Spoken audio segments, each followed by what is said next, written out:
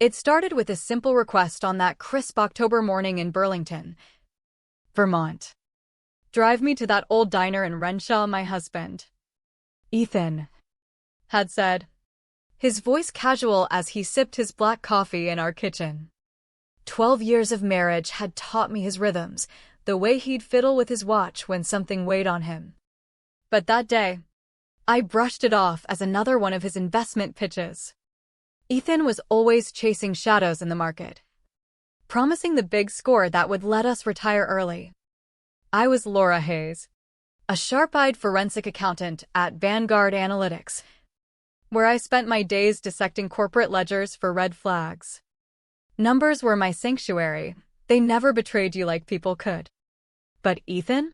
I thought I knew him inside out. How wrong I was. The drive felt heavier than usual, the autumn leaves swirling like accusations outside the window. Ethan barely spoke, his fingers drumming on his knee, eyes fixed on his phone. "Why Renshaw again?" I'd asked, trying to lighten the mood. "Neutral ground," he muttered. "The guy's old school. Hates video calls." I nodded, focusing on the road. We'd done this before, me tagging along for the antique shops while he networked. But when we pulled into the diner's gravel lot, something shifted. The place was a relic, peeling paint, flickering neon signs spelling out Joe's Diner in faded red. Only a black SUV idled nearby. Ethan grabbed his briefcase, then paused, his hand clamping down on mine. "Stay in the car, Laura." His tone sliced through me, commanding, edged with something raw, like fear.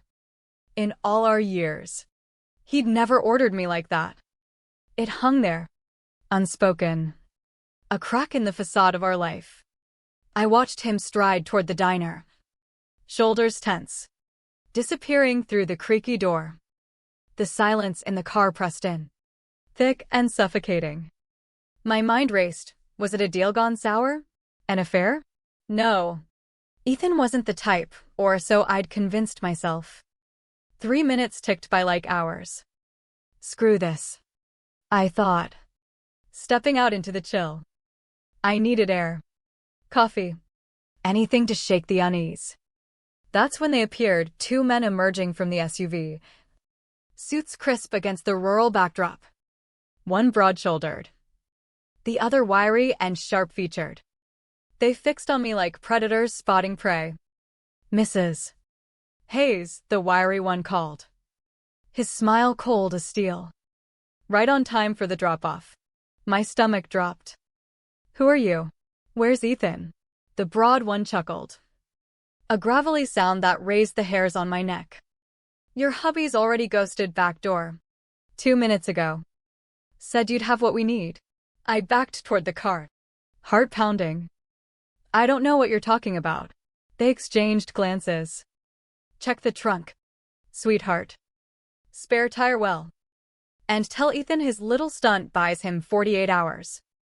Next time. We don't play nice." They slid back into the SUV and peeled out, leaving dust and dread in their wake. Alone now. I popped the trunk with shaking hands. There, nestled under the spare, a flash drive wrapped in plastic and a plain envelope. My phone buzzed. Ethan's text, "Sorry. Don't trust anyone." Coordinates inside. I stared at the diner window, empty and mocking. He hadn't been dragged away. He'd run. The drive home blurred into a haze of betrayal's sharp edges. Our cozy colonial in Burlington's historic district mocked me as I pulled in, its manicured lawn alive, just like everything else. Inside, I tore into Ethan's study, the one he'd always kept locked for client confidentiality. A crowbar from the garage did the trick. Empty drawers, vanished laptop, files stripped bare. His law firm job? A quick call confirmed the fiction. Terminated 8 months ago for irregularities. 8 months of invented court dates. Phantom clients. While I'd buried myself in work, ignoring the distance growing between us. The police were no help, Detective Ramirez's skepticism dripped through her questions. Adults can leave. Mrs. Hayes. No foul play evident. I shoved the drive and envelope at her. He set me up. She sighed. We'll file it. But get a lawyer. Left with nothing but a case number. The silence of our home amplified my rage. He'd played me for a fool. And the hurt twisted deeper than any knife. The envelope held $15,000 in crisp bills and GPS coordinates, no note. No remorse. The drive? A digital nightmare, folders of transactions. Shell companies in my name. Millions funneled through accounts tied to my Social Security. A life insurance policy for $1.5 million. Beneficiary, Sophia Reed. Who the hell was she? By midnight, I'd mapped it out, credit lines I'd never opened. Investments I'd never approved. Ethan had weaponized my trust, building his empire on my identity. The phone rang at 1 a.m. Ethan's whisper, Laura. Did you find it? My voice was ice. The fraud files? The setup? Silence. It wasn't supposed to touch you. Stay out of it. You made me the fall guy. He hung up. But not before I heard the desperation. That night, in the ruins of his lies, something snapped. The pain of his betrayal fueled a cold resolve. I'd dismantle him, piece by piece. He thought I was blind? I'd show him vision. Morning brought clarity and action. I called out sick from work, then reconstructed our life like one of my audits. Golf weekends matched massive deposits, business trips aligned with offshore wires. Every tender moment now reeked of manipulation, the surprise dinners. The weekend getaways, covers for his schemes. His closet revealed the premeditation, missing favorites. Like his vintage leather jacket and heirloom cufflinks. He'd packed for escape long ago. The doorbell jarred me Olivia Chin. Ethan's ex-colleague. Tears streaking her face. I thought you knew about the firing, she stammered over tea.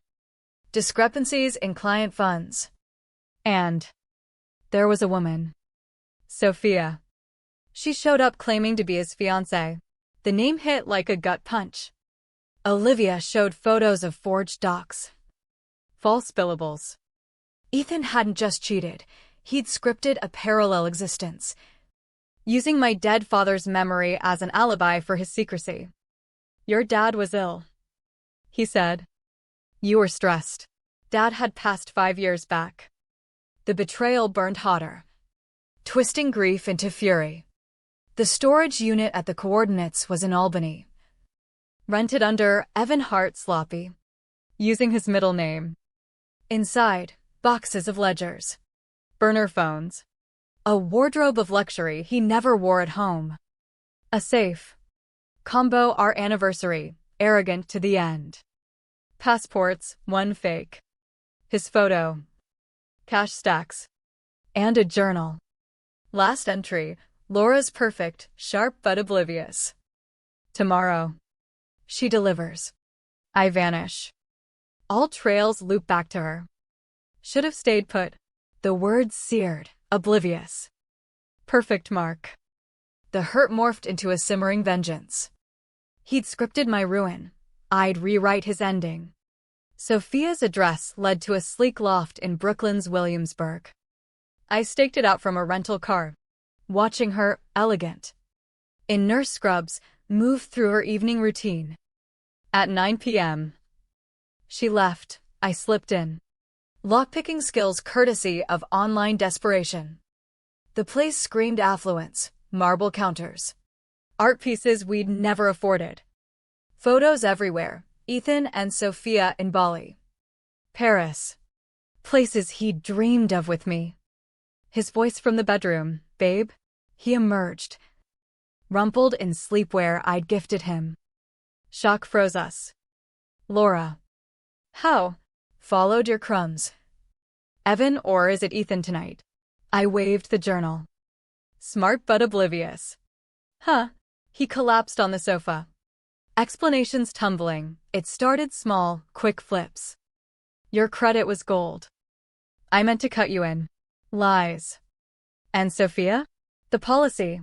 Shame flickered. She thinks I'm divorced. You were.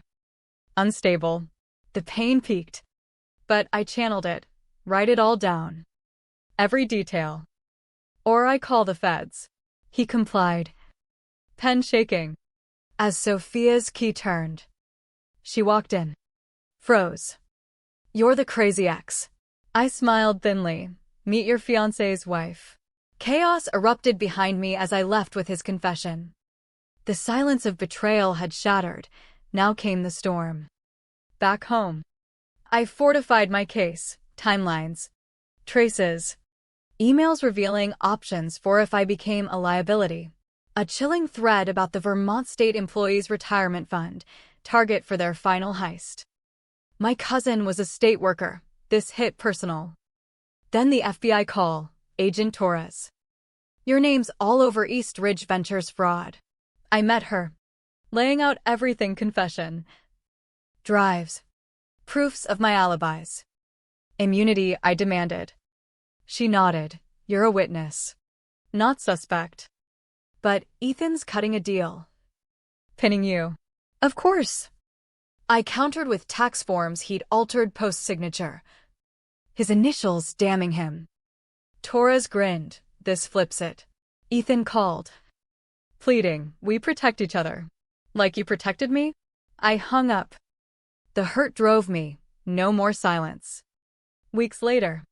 A resolution dinner at Burlington's finest, my terms. Public view. Ethan looked broken. Lawyer in tow. I wore the sapphire necklace he'd given me. Now a talisman of power. What do you want? He begged. Full confession. Guilty plea. Rat out your bosses. I revealed recordings bluffed, but effective, and a growing victim network suing en masse. Then the email, his bluff about handling me via insurance. Panic seized him. 24 hours, I said. Dropping Sophia's ultrasound. She's pregnant. Congrats. Dad from prison. Outside. Torres confirmed the wire. Got it all. Ethan caved. Pleading guilty. Turning state's evidence. The ring crumbled, millions recovered. Pensions saved. 6 months on. Hayes Integrity Advisors thrived my firm. Exposing financial deceit. Ethan's minimum security stint included ironic classes. Sophia sent baby pics with thanks. A final envelope from him, hidden safe with my heirlooms. Patents I'd ideated, filed in my name. Royalties $900,000 untouched. Your brilliance. Not stolen. It muddied my anger, but didn't erase the scars. I donated half. Expanded my empire. The red flags I'd missed became my expertise. Helping others break free. Betrayal's price? High. But it forged me unbreakable. No more staying in the car I drive now. Eyes wide open.